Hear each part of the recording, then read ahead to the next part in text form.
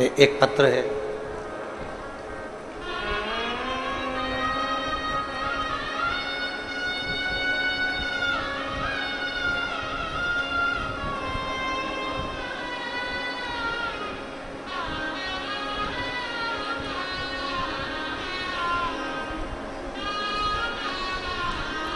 वंदना मोहाड़,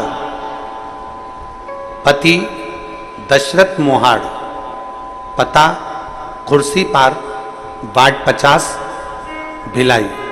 mobile number मेरा ये है, कहीं बैठी हो तो हाथ हिलाइएगा। वंदना मोहाड़, Dashrath Mohad, Kursipar, ward number 50, Bhilai. Mobile number ये है। कहीं बैठी हैं? आ जाओ, एक बेलपत्र लेकर चले जाना। आ जाइए। गुरुजी, मेरे भाई की तबीयत अचानक से खराब हो गई। हम लोग हॉस्पिटल लेकर गए तो वहां वेंटिलेटर पर रख दिया। फिर थोड़ा सा ठीक हुए तो उन्हें वेंटिलेटर पर से हटाया, सोनोग्राफी के लिए लेकर गए। सोनोग्राफी करने पर और बहुत सारी जांचें करने पर पता चला कि उनको कैंसर हो गया। और कैंसर हो गया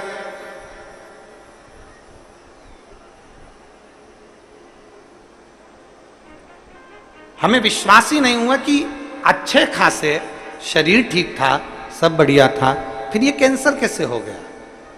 हम दूसरे हॉस्पिटल में लेकर गए, वहां पर भी सोनोग्राफी करवाई, जांचें करवाई तो मालूम पड़ा कि उनकी रिपोर्ट में कैंसर आया। हम लोग बहुत घबरा गए। डॉक्टर ने कहा कि इनको जो कैंसर हुआ है वो कैंसर ऐसा हुआ है कि पूरे शरीर में फैल चुका। ये केवल 2 या 3 महीने के मेहमान हैं, ये 2-3 महीने से ज़्यादा नहीं जिएंगे, 2-3 महीने से ज़्यादा नहीं जिएंगे, डॉक्टर ने कह दिया। हम लोग सुनकर घबरा गए, अब करें तो करें क्या।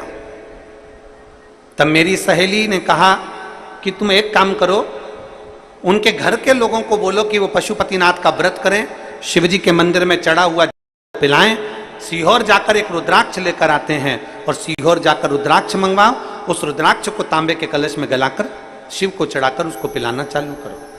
हम जनवरी के महीने में सीहोर गए, वहां से रुद्राक्ष लाए, एक कंकर उठा कर लिया है जिसकी पूजन करने लगे।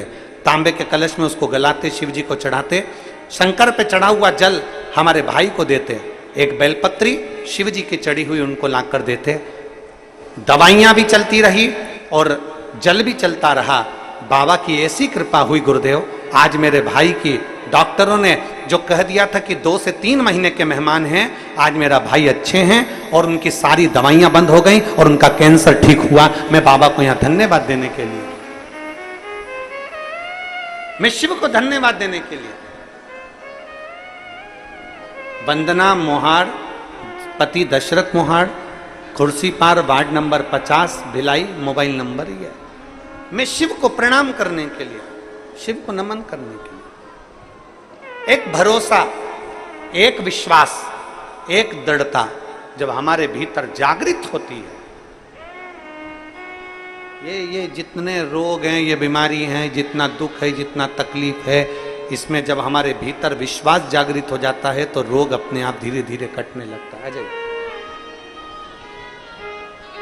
रोग धीरे धीरे कटने लगता। जब हमारा विश्वास जागृत होगा तो रोग अपने आप कटेगा।